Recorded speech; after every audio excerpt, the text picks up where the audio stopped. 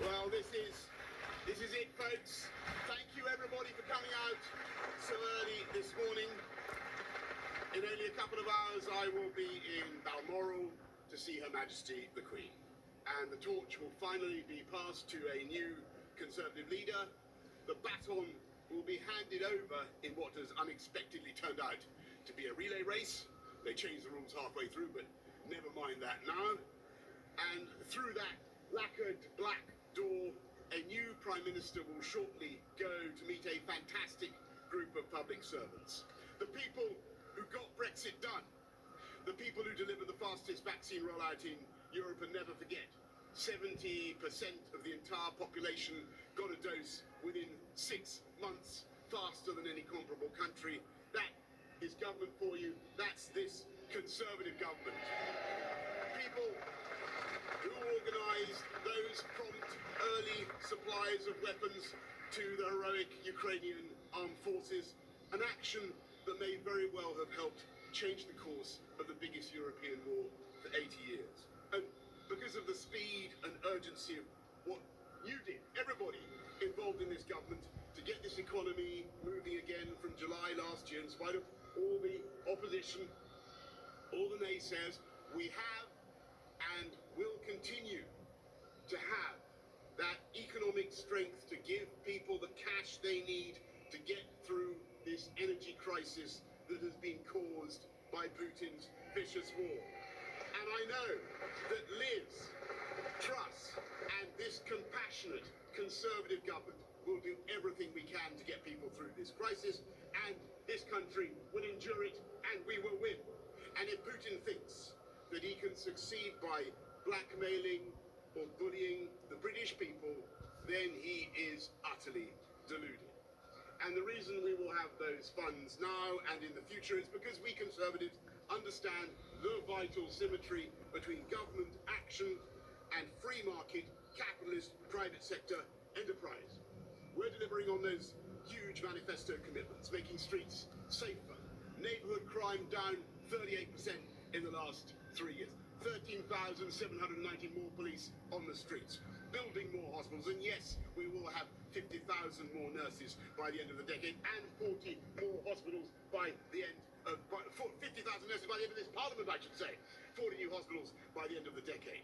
Putting record funding into our schools and into teachers' pay, giving everybody over 18 a lifetime skills guarantee so they can keep upskilling throughout their lives. 3 new high-speed rail lines, 3, including Northern Powerhouse Rail. Colossal road programs from the Pennines to Cornwall. The rollout of gigabit broadband up over the last 3 years, I am proud to say, since you were kind enough to elect me, from 7% of our country's premises having gigabit broadband to 70% today. And we are, of course, providing the short and the long-term solutions for our energy needs, and not just using more of our own domestic hydrocarbons, but going up by 2030 to 50 gigawatts of wind power. That is half this country's electricity needs from offshore wind alone. A new nuclear reactor every year. And looking at what is happening in this country, the changes that are taking place, that is why private sector investment is flooding in. More private sector, more venture capital investment than China itself. More billion-pound tech companies sprouting here in the UK than in France, Germany, and Israel combined. And as a result, unemployment, as I leave office, unemployment down to lows not seen since I was about 10 years old and bouncing around on a space hopper, my friends. And on the subject of bouncing around in future careers, let me say that I am now like one of those booster rockets that has fulfilled its function, and I will now be gently re-entering the atmosphere and splashing down invisibly in some remote and obscure corner of the Pacific. And like Cincinnatus, I am returning to my plough, and I will be offering this government nothing but the most fervent support. This is, I'll tell you why, this is a tough time for the economy. This is a tough time for families up and down the country. We can and we will get through it, and we will come out stronger the other side. But I say to my fellow Conservatives, it's time for politics to be over, folks. It's time for us all to get behind Liz Truss and her team and her programme and deliver for the people of this country. Because that is what the people of this country want, that's what they need, and that's what they deserve. I'm proud to have discharged the promises I made to my party when you were kind enough to choose me.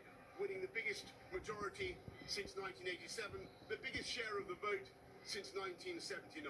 Delivering Brexit, delivering our manifesto commitments, including, by the way, including social care, reforming social care, helping people up and down the country, ensuring that Britain is once again standing tall in the world.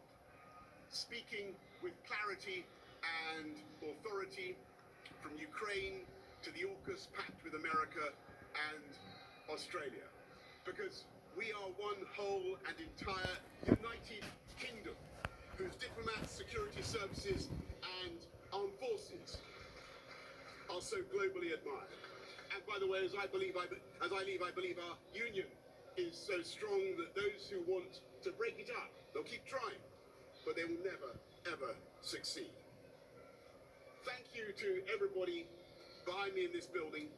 Thank you to all of you in government. And thank you for everybody who's helped look after me and my family over the last 3 years, including Dylan, the dog. And I just say to my party, if Dylan and Larry can put behind them their occasional difficulties, then so can the Conservative Party. Above all, thanks to you, the British people, to the voters for giving me the chance to serve. All of you who worked so tirelessly together to beat COVID, to put us where we are today. Together, we have laid foundations that will stand the test of time, whether by taking back control of our laws or putting in vital new infrastructure. Great, solid masonry on which we will continue to build together. Paving the path of prosperity now and for future generations. And I will be supporting Liz Truss and the new government every step of the way. Thank you all very much. Thank you and goodbye. Thank you.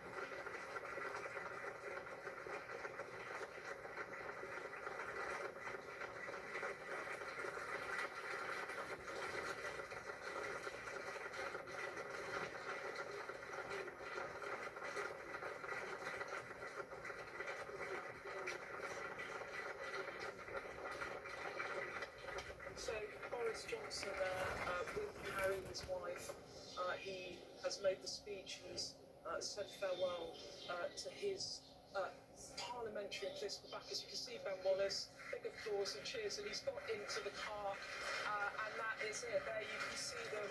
The children not there, they're small toddler and baby Romy, yes, less than a year old, and that's it, the end of the Boris Johnson regime. He and Harry Johnson in the car to see the Queen. Fulsome applause in the street, down the street from his parliamentary, his political supporters, his allies, his sister Rachel Johnson, Nadine. There's sadness here, there's hugs, and that's it. Boris Johnson is leaving Downing Street for the final time as Prime Minister. We'll come on to what you said in a moment, Beth, but just reflecting, it's a remarkably human moment, isn't it? Looking around, you saw some faces that were really, really upset and hurt by what they were facing. Sadness. Yeah, genuine sadness, and actually, I mean, Jacob Rees-Mogg, I could see him out in the distance. He looked upset.